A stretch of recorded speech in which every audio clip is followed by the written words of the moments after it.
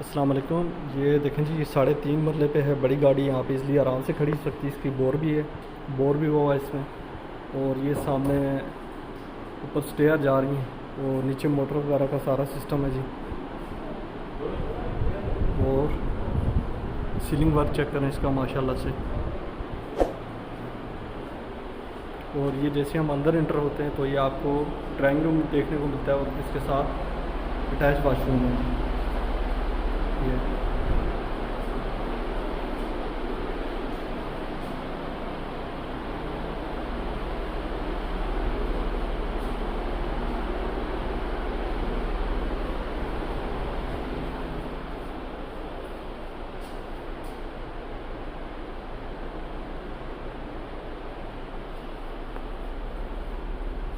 और ये इसका टीवी लॉन्च और उसके सामने ये ओपन किचन।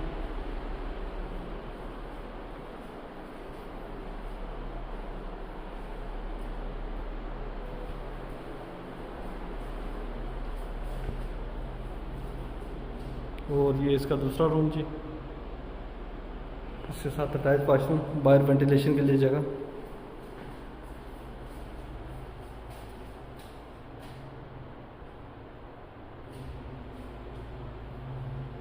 पानी बिजली मौजूद है।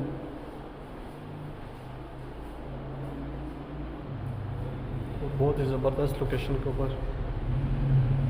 और ये कॉर्नर कैटेगरी में जी।